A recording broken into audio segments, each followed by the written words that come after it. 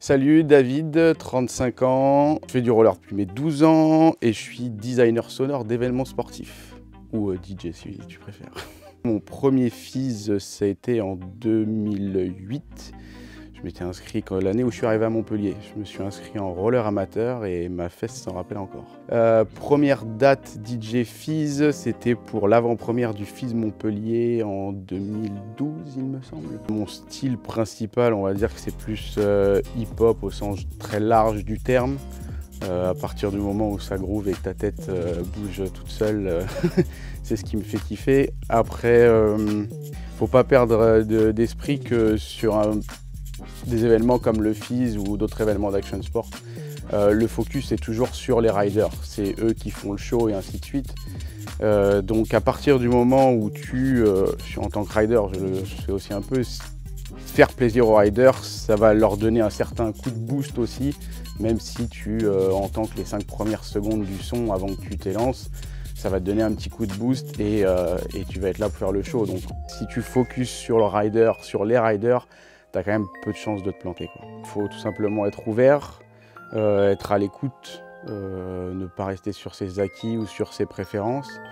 Quand on a des riders effectivement de 20 ans moins que soi, il faut découvrir leur univers aussi pour pouvoir leur faire plaisir. Comme j'ai dit un peu plus haut, c'est eux qui sont le focus, donc tu peux pas balancer un son hippie à un gamin de 16 ans qui fait des doubles backflips en trotte, ça fonctionne pas.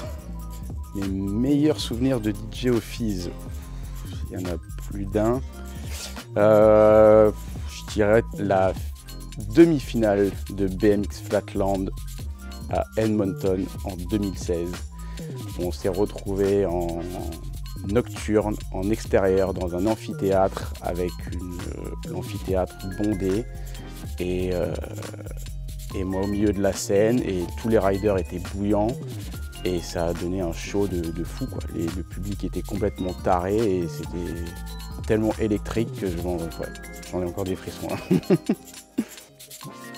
Comment est-ce qu'on devient DJ pour le FIS? Premièrement, si tu es rider ou si tu aimes l'univers des action sports, c'est un gros plus. Après, il faut être attentif à tout.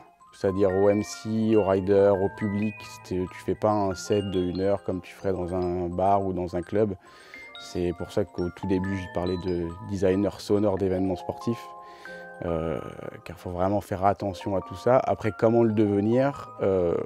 Si tu penses que tu coches certaines de ces cases, tu m'envoies un mail, un petit DM sur Insta, et puis on en discute, il n'y a pas de souci.